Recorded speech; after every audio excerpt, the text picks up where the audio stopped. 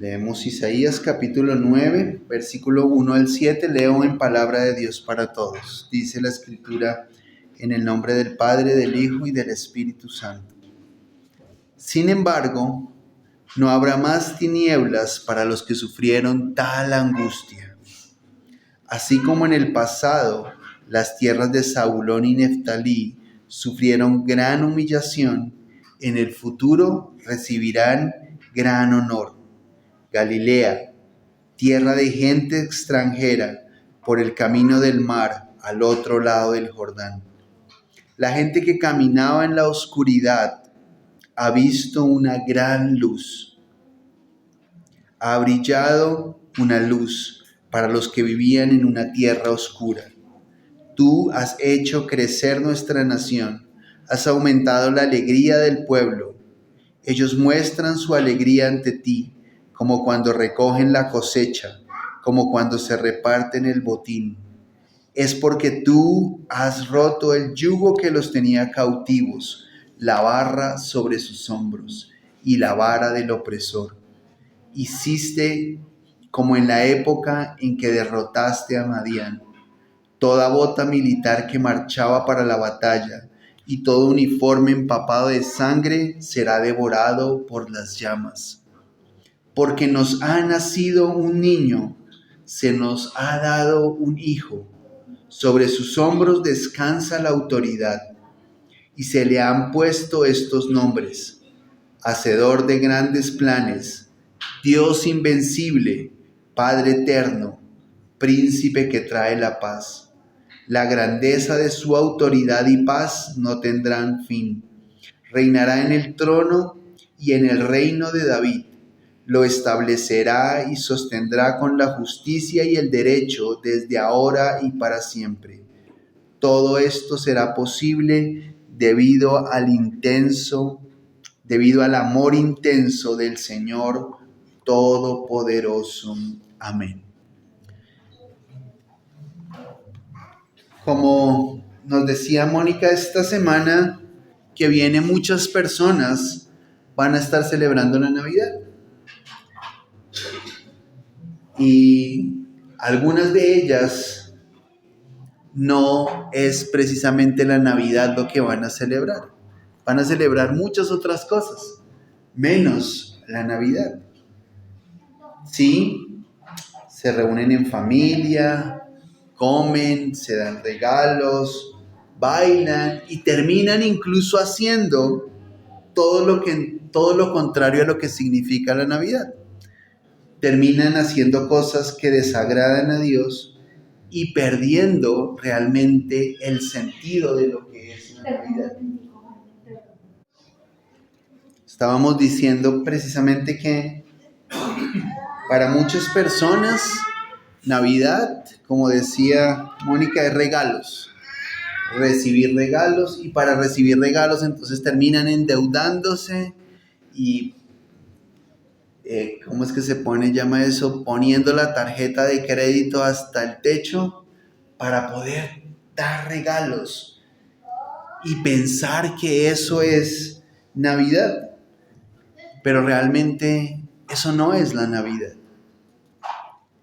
Y es importante que cuando estamos tan cerca de una celebración que todo el mundo en este país, la mayoría de las personas celebra, realmente tengamos la claridad de qué es lo que significa la Navidad, y por lo menos nosotros, aún en medio de los tiempos y de las celebraciones que nosotros tengamos, realmente tengamos claro qué es la Navidad. Y lo primero que tenemos que recordar es que Navidad viene de la palabra latina que significa, la palabra latina nativitas. Y nativitas significa nacimiento o nacer.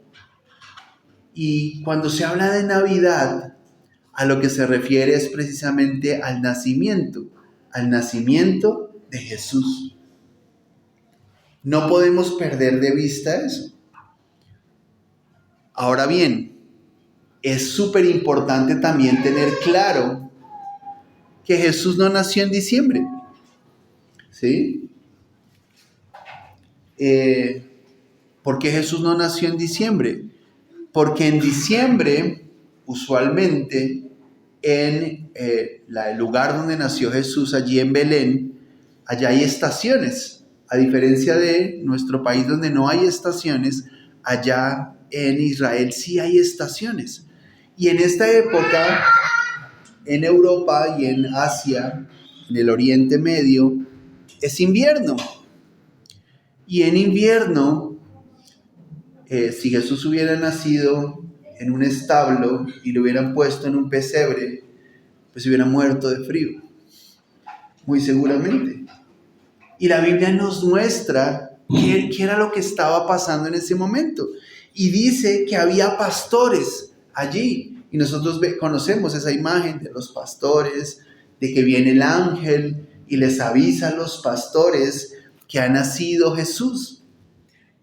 Y si hubiera sido en diciembre, pues tampoco hubiera habido pastores, ¿sí? Porque no podrían estar a la intemperie. Nosotros no conocemos lo que es el frío del invierno. No sé si alguno ha tenido la oportunidad de estar en una estación de invierno en donde ocurren estas estaciones. Nosotros pudimos estar alguna vez en Los Ángeles en invierno y allá no cae nieve, está cerca al mar, no alcanza a caer nieve, pero el frío es súper fuerte, está así, parece que está haciendo sol y uno sale y el frío es penetrante, es un frío que le llega a uno a los huesos y uno no conoce ese frío hasta que llega ya a invierno, ¿sí? Eso son unas cosas súper frías y donde cae nieve, pues el frío es todavía mayor, ¿sí? Es todavía mayor y en Europa hace mucho frío, incluso hasta casi enero y febrero todavía es invierno y hace muchísimo frío. Y Lucas capítulo 2 nos dice que la gente estaba afuera y eso no hubiera sido posible si fuera invierno. Lucas 2, versículo 8. Dice, cerca de allí había algunos pastores que pasaban la noche en el campo cuidando su rebaño. Y se les apareció un ángel del Señor. El esplendor de la presencia del Señor los rodeó y se aterrorizaron. Pero el ángel les dijo, no tengan miedo. Traigo buenas noticias que le darán mucha alegría a todos. Hoy, en el pueblo del rey David, les ha nacido un Salvador, que es el Mesías, el Señor. Como señal, encontrarán a un bebé envuelto en retazos de tela, acostado en un pesebre. De repente, junto al ángel, apareció una gran multitud de ángeles del cielo, y todos alababan a Dios. Alaben a Dios en los cielos, que haya paz en la tierra para la gente que agrada a Dios. Cuando los ángeles se fueron al cielo, los pastores se dijeron entre ellos, vamos a Belén a ver lo que ha sucedido y lo que el Señor nos ha anunciado. Y estos pastores estaban ahí en el campo. Insisto que si hubiera sido diciembre, no hubieran podido estar ahí. ¿Qué significa? Que Jesús no nació en diciembre. Muy seguramente, dicen los que saben, Jesús tuvo que haber nacido o hacia abril o hacia octubre, más o menos es la fecha, el mes en el que nació Jesús. Algunos se inclinan más por abril, en que nació Jesús. La Biblia no nos dice qué mes era el mes en el que nació Jesús. Pero lo que tenemos de certeza es que no fue en esta fecha, ¿sí? No fue en diciembre. Entonces, ¿por qué en diciembre se celebra la Navidad? Y esa es una cosa que nosotros tenemos que tener claro también. Y es que el nacimiento de Jesús se empezó a celebrar en diciembre a partir del siglo IV, producto de lo que la iglesia que estaba en Roma empezó a organizar. ¿Y por qué lo hicieron? Porque buscaban hacer un sincretismo en las tradiciones paganas que había antes en Roma. Resulta que en Roma, para diciembre, celebraban una fiesta que era muy importante y lo llamaban las Saturnalias. Y las Saturnalias eran unas fiestas en honor al dios Saturno. Y esas Saturnalias coincidían con una celebración que ellos llamaban Solis Invictus, y era como esa celebración al sol. Entonces había unas tradiciones muy paganas que eran en honor a Saturno, al dios Saturno. Y en esas tradiciones había desenfreno, la gente comía mucho, la gente se emborrachaba, había un desenfreno social, la gente nombraban incluso un rey falso para que se burlaran precisamente de las instituciones, y la gente se desenfrenaba, ¿sí? La gente se volvía loca, como loca, ¿sí? Y se liberaban de muchas de las cosas, de su diario vivir, para celebrar esas Saturnalias, ¿sí? Y a veces, cuando uno mira a alguna gente celebrando Navidad, ¿cierto?, con grandes comilonas, con borracheras, que hasta que pierden la conciencia y luego terminan haciendo, ¿sí?, cosas malas, pues eso nos recuerda precisamente esas Saturnalias, ¿sí? Y lo que hizo la iglesia en Roma fue tratar de tapar y poner encima de esas fiestas la celebración del nacimiento de Jesús para darle un nuevo significado. Eso se llama sincretismo religioso. Es tratar de tapar una cosa con una apariencia buena, una cosa que era fea, ¿sí? Y es como, por ejemplo, para ilustrarlo, lo voy a poner el ejemplo de lo que ocurrió aquí en Bogotá. Aquí en Bogotá, en la montaña de Monserrate, allá era un lugar de celebración al dios Sol. Y los indígenas subían allá a celebrar al dios Sol, allá tenían y hacían sacrificios, cosas muy feas. Y entonces, para tapar eso feo, pusieron una iglesia, para como tratar de ocultar eso feo que ocurría, ¿sí? Y allá pusieron una iglesia para que la gente fuera allá, en vez de celebrar al dios Sol, pues tuviera una connotación religiosa. Y eso fue lo que ocurrió con la Navidad. Por eso se empezó a celebrar la Navidad en diciembre. Es decir, que esa celebración de la Navidad tiene muchas tradiciones paganas a las cuales se le fueron añadiendo otras cosas, ¿sí? Se les fueron añadiendo cosas como Papá Noel o Santa Claus o San Nicolás. Se le fueron añadiendo esas tradiciones de alguien bueno que daba regalos y que traía regalos, ¿sí? Pero que protegía a la gente y que había que dar regalos como para protegerse. Y hay unas cosas allá también un poquito feas detrás de San Nicolás y de Santa Claus, que no son realmente muy agradables, pero que nosotros ocupamos y tapamos. Y muchas de esas tradiciones vienen de los Estados Unidos. O, por ejemplo, el árbol de Navidad. Y uno podría pensar, ¿qué tiene que ver el árbol de Navidad con Jesús? ¿Cierto? Pues realmente nada, ¿cierto? Nada. Pero nos gusta ver el árbol y ponerle lucecitas y que brille y que, ¿cierto? Nos gusta ese tipo de cosas. Pero eso son tradiciones germánicas, eso son tradiciones nórdicas que acostumbraban a poner árboles y a ponerle luces para protección. Pensaban que esos árboles los protegían y por eso los metían en su casa. Y eran árboles de verdad, árboles. O sea, ellos iban y todavía hay en los Estados Unidos un poco de esa tradición de que tiene que ser un árbol, ¿sí? Un pino de verdad, ¿sí? No aquí como nosotros, que hay algunos que son así de mentiritas y otros de puros chamicitos así para que decoren la casa. Pero fíjense que había una cosa allí de protección, ¿sí? Una cosa allí que no es realmente ese sentido.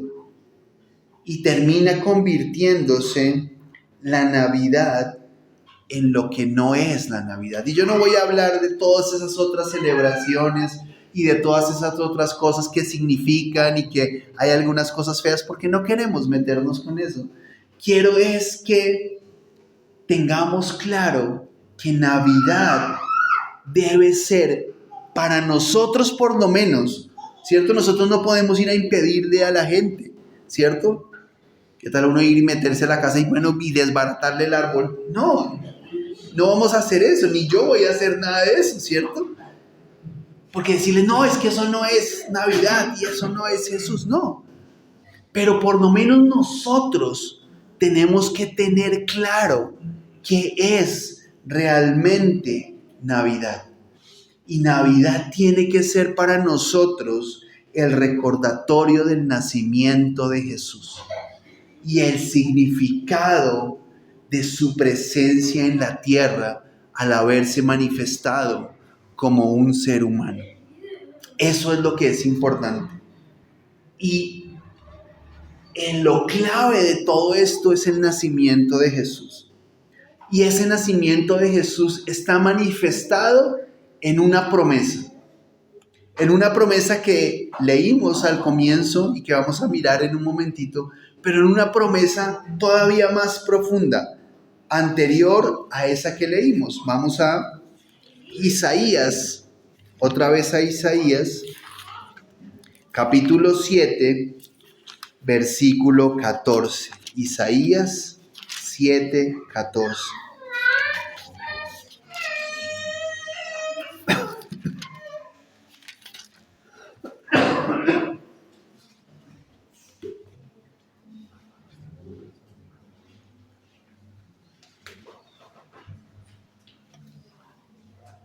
Y aquí está el sentido de lo que debe ser la Navidad. Isaías 7, 14.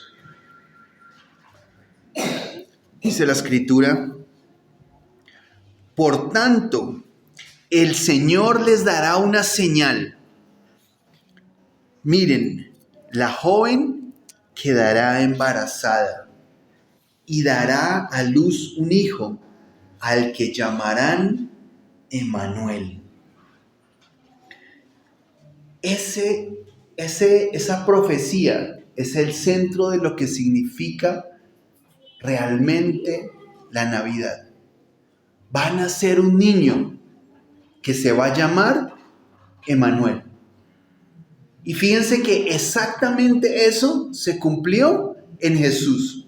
Saltémonos ahora a Mateo 1, 23.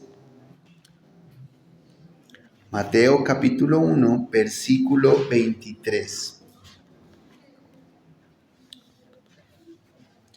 Y leo desde el 22 para tener contexto. Mateo 1, 22 y 23.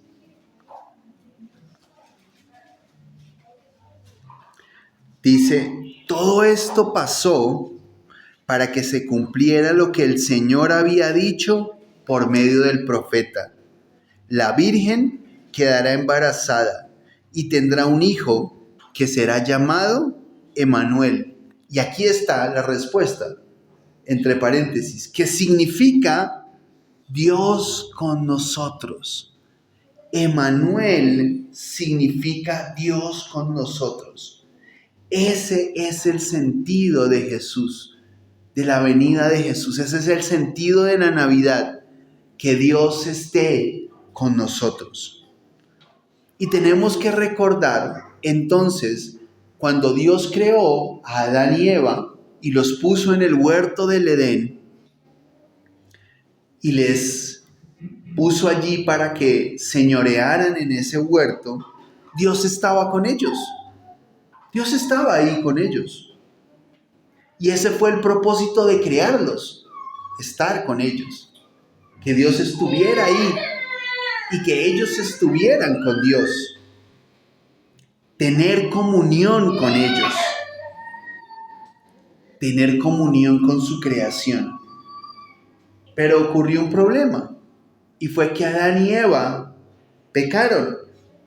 Adán y Eva desobedecieron a Dios, escogieron no creerle a Dios, y en vez de creerle a Dios, le creyeron a una serpiente que hablaba, ¿cierto? Eso parece algo común, ¿cierto? A veces escogemos creerle a cualquier cosa en vez de creerle a Dios. Y Dios les había dicho que si comían de ese fruto iban a morir. Y ellos dijeron, no. Vino una serpiente que les dijo, no, no se van a morir. ¿Eso que se van a morir? Y en vez de creerle a Dios, le creyeron a una serpiente que hablaba. Y pecaron. Desobedecieron a Dios. El pecado de Adán y Eva no solamente fue la desobediencia. El pecado de Adán y Eva fue la incredulidad. No le creyeron a Dios. ¿Y qué pasó? Pues que sí se murieron. No cayeron ahí muertos, ¿cierto? No quedaron ahí. Pero murieron espiritualmente. ¿Qué quiere decir? Se separaron de Dios. Dios dejó de estar con ellos por causa del pecado. Hubo separación entre Dios y los hombres, y entró la muerte, y entró el pecado, y entró la separación. Y eso nos lo dice Romanos capítulo 5, versículo 12. Romanos 5, 12.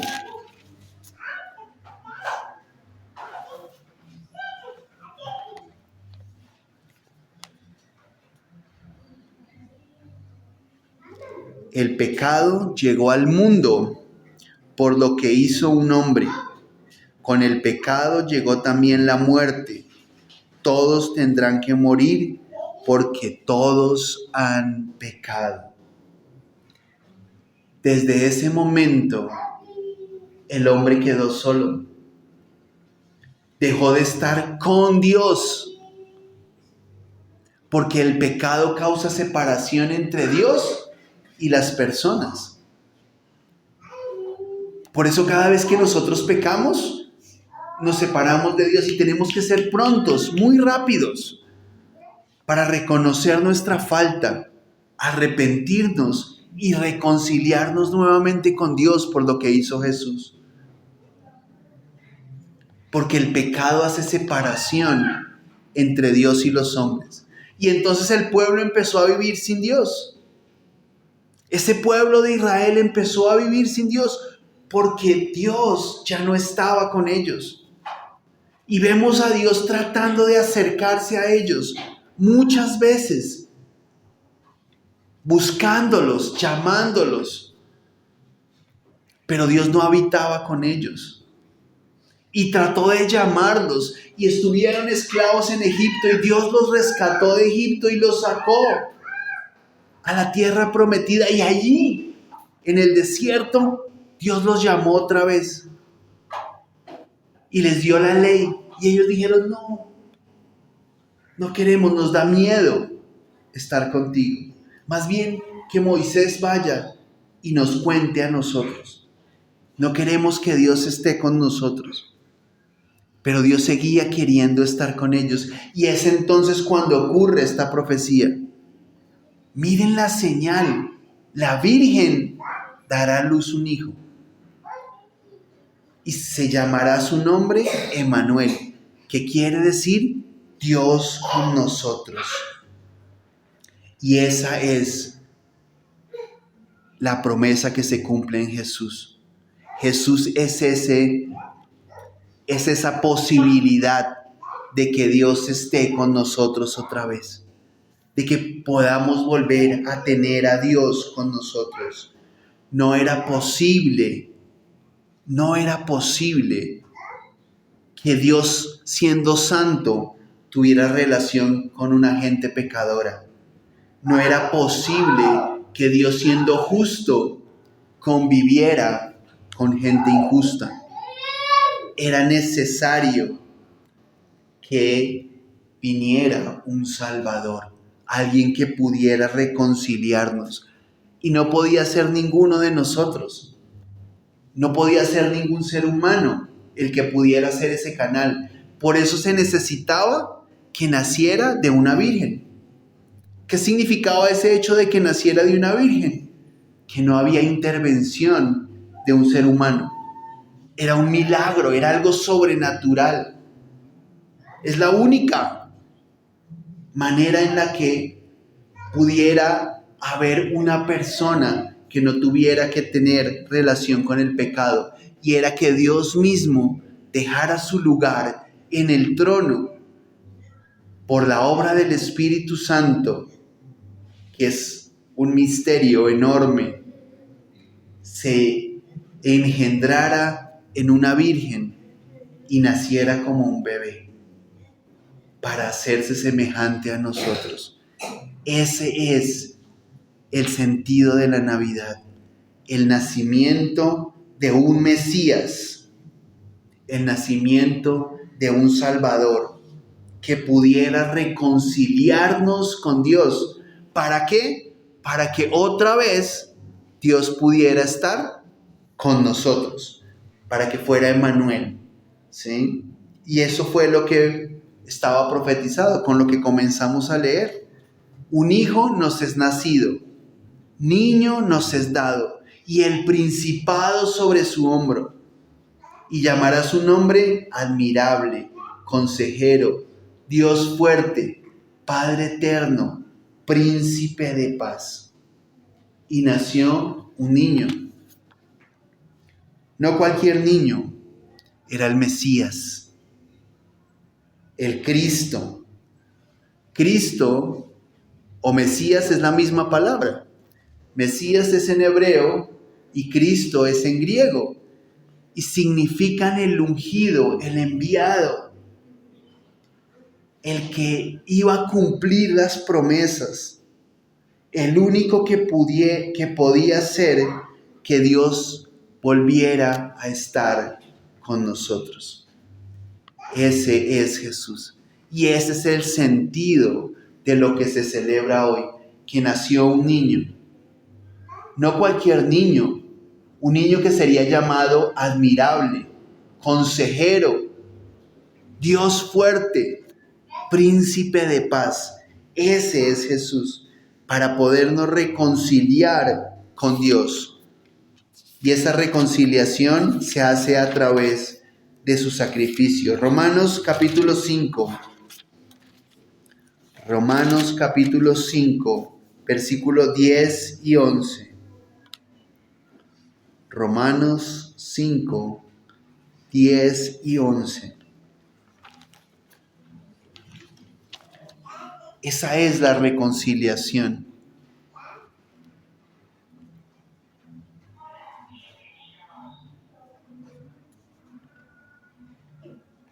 Romanos 5, 10 y 11 dice: cuando éramos enemigos de Dios, Él hizo las paces con nosotros a través de la muerte de su Hijo. Con mayor razón, ahora que somos amigos de Dios, Él nos va a salvar por medio de la vida de Cristo. Además, ahora nos alegramos por lo que Dios ha hecho, ya que tenemos amistad con Dios a través de nuestro Señor Jesucristo. Y ese es el valor de lo que hizo Jesús, el sentido de lo que hizo Jesús. Jesús, a través de su nacimiento, de su vida, de su obra, de su muerte y de su resurrección, permitió que nosotros nos pudiéramos reconciliar con Dios. A eso fue a lo que vino Jesús, a reconciliarnos con Dios.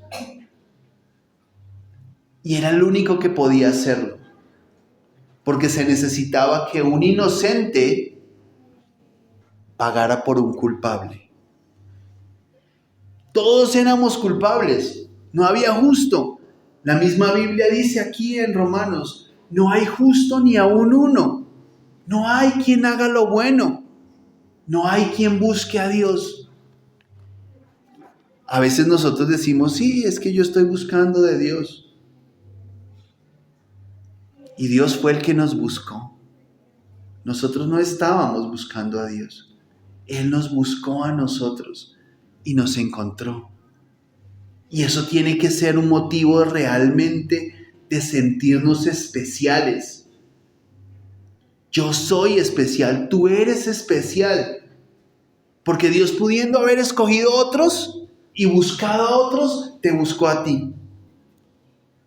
Eso te hace completamente especial. Porque no buscó a tu vecino, el que está allá todavía emborrachado, durmiendo todavía. No, te buscó a ti. Y que tú estés aquí es un motivo realmente de sentirnos especiales. Él nos buscó a nosotros y nos encontró y puso en nosotros esa fe para que pudiéramos creer. Para que pudiéramos creer en Jesús, en lo que hizo Jesús, para que así, a través de lo que hizo Jesús, pudiéramos ser reconciliados con Dios, llegar a ser las paces con Dios. Y ese tener paz con Dios es producto de lo que hizo Jesús. Devolvámonos unos versículos al versículo 1 de ese mismo capítulo 5. El 1 y el 2. Así que Dios nos aprobó, y tal vez ese aprobar en esta versión no es tan contundente como lo dice en la Reina Valera. Nos justificó.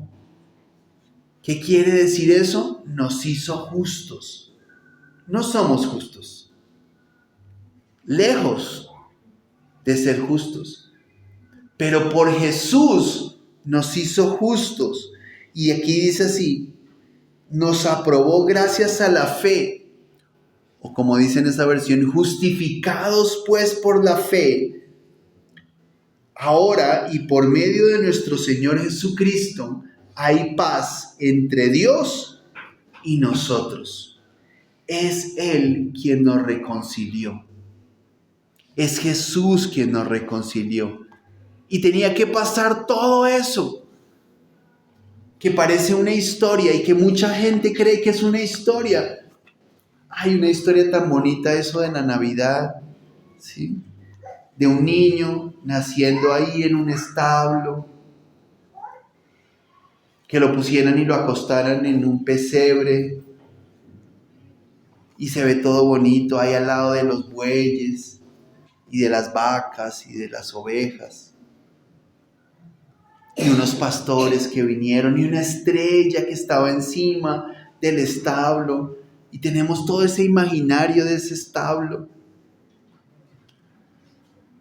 Y yo no sé a cuántos de ustedes les gustaría nacer en un establo o dar a luz en un establo. ¿Cómo sería eso? ¿Cierto?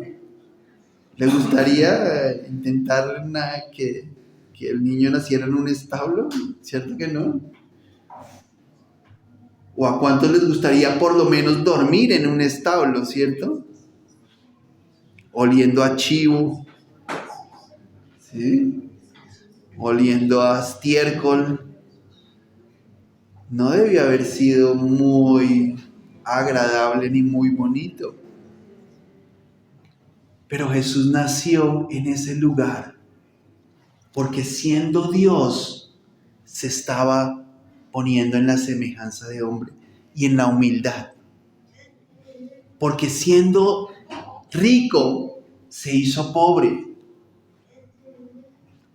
Él nació muy pobre, pero se hizo pobre. Ellos tenían para pagar un hotel, ¿sí? María y José tenían para pagar un hotel, pero no había hotel. Dice que estaba lleno y les tocó meterse ahí para pasar la noche. ¿Para qué? Para que Jesús se hiciera pobre. tomando ese lugar. ¿Y para qué Jesús se hizo pobre? ¿Sabe para qué se hizo Jesús pobre y nació pobre? Para que nosotros fuéramos enriquecidos. Esto dice la Escritura. Para que pudiéramos tener todas las cosas. Jesús se hizo y cumplió todas esas cosas con un propósito. ¿Y por qué no nació de día? Hubiera sido mejor que naciera de día, ¿no? ¿Usted se imagina lo difícil que es nacer de noche? ¿En un establo? O sea, nosotros nos imaginamos las lucecitas y que había, ¿sí?, luz eléctrica en el establo. No, eso debe haber sido muy difícil. Pero Jesús nació de noche porque se necesitaba que naciera de noche. ¿Por qué? Porque Jesús es el maná, el que caía de noche. De noche era que caía el maná. Y Jesús dijo que Él era el pan del cielo. Y se necesitaba que naciera de noche. ¿Y por qué nació Jesús en un establo? ¿Quiénes son los que nacen en un establo? Los animales, ¿cierto? Pero ¿sabe qué? Que se necesitaba que fuera en un establo. ¿Sabe por qué? Porque Jesús es el Cordero de Dios que quita el pecado del mundo. Y tenía que nacer como nacen los corderos, en un establo. Y acostado donde comen las ovejas y los corderos. Porque el pesebre, nosotros pensamos que el pesebre es todo, ¿no? Y hablamos del pesebre y hablamos de las casitas y hablamos del establo y todo, ¿no? El pesebre era donde comían. Ese es el que se llama pesebre. Por eso a Jesús lo acostaron encima del heno, lo que comían los animales.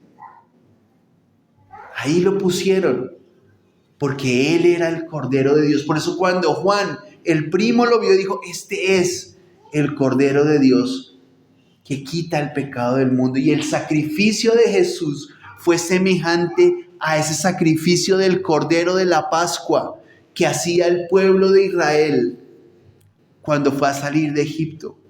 Por eso tuvo que nacer en un establo, para que se cumpliera todo lo que estaba dicho de Él y todo lo que Él iba a hacer. Ese es el valor de la Navidad. Entender que nació ahí en un establo porque es por medio del sacrificio de ese cordero que yo puedo ser libre, que yo puedo recibir perdón de mis pecados. Y eso es lo que la gente se le olvida en este tiempo. La gente no recuerda en este tiempo. Y lo mejor de todo es que Jesús no se quedó ahí pequeñito. Jesús no se quedó como el divino niño, chiquito, que no creció. Jesús creció. Jesús creció. Dice la Biblia en Lucas 2:52 que creció en estatura, en sabiduría y en gracia. Él creció y completó su propósito. El propósito con el que nació. Y hay algo impresionante en eso. Jesús es el único ser que ha nacido con el propósito de morir. Nació para morir. Con esa misión de morir. Él tenía claro para dónde iba. Él tenía claro a qué venía. Desde que era niño, Él sabía que venía. Y por eso lo vemos allí cuando nos dice que Él se perdió y que se quedó en el templo hablando con los sacerdotes. Y María y José estaban súper preocupados porque dijeron: nos encargaron a este que va a ser el Salvador. Tenemos que cuidarlo y se nos pierde. Esto debía haber sido el susto de sus vidas. porque tenían la responsabilidad de cuidar al Salvador. Y se les pierde. Y lo encuentran en el templo 3 días después hablando con los sacerdotes y con los maestros de la ley. Y él les dice, en las cosas de mi Padre era necesario que yo estuviera. Él sabía desde que era niño a qué venía. Jesús siempre lo supo. Siempre lo supo. Porque Él venía con un propósito. Y era salvarnos. Por eso Él no tuvo familia. Porque Jesús no tuvo esposa ni hijos. Porque Él no podía perder el enfoque al que había venido. No es porque tener familia sea malo. Y es como a veces algunas personas lo pensaban, ¿no? Era mejor estar soltero. No, era porque Él no podía perder su enfoque. La razón por la que Él venía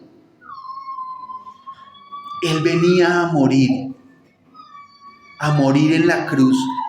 Y el resumen perfecto nos lo hace Pablo en la carta a los Filipenses en el capítulo 2.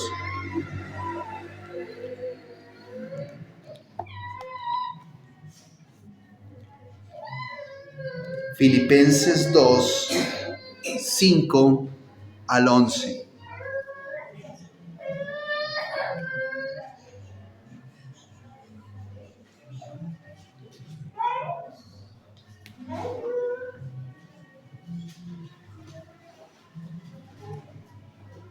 Dice, piensen y actúen como Jesucristo.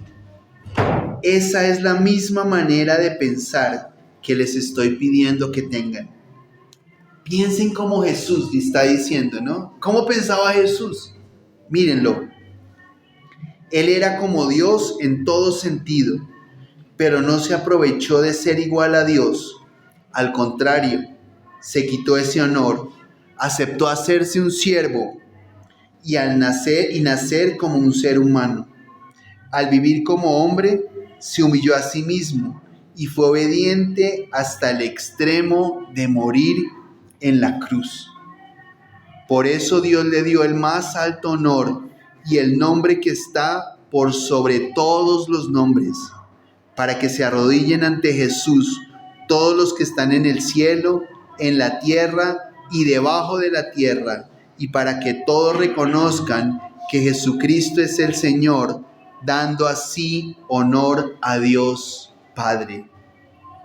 Esa es la mejor resumen de lo que hizo Jesús y de la mentalidad con la que Jesús venía y que nos está diciendo Pablo que nosotros tengamos. Él venía para hacerse hombre, se despojó. Siendo Dios, no se aferró a ese lugar. No sé qué dijo, no, yo no voy, yo quiero seguir siendo Dios. No, se hizo semejante a nosotros. Vino como un hombre. Y aún siendo hombre, fue siervo. Se hizo pobre, se humilló. Lo golpearon, lo escupieron, lo lastimaron. No se quejó, no respondió, no alegó. Se humilló a sí mismo. Se hizo obediente al propósito con el que Dios lo había mandado. El propósito de morir en esa cruz. Y murió de la peor de las muertes. De la peor de las muertes, que es la muerte de cruz. Esa es la peor de las muertes. Una muerte que implica un nivel de sufrimiento muy grande. Y además, como Él no se quejaba, como Él no alegaba, como Él no decía nada, se ensañaron con Él todavía más.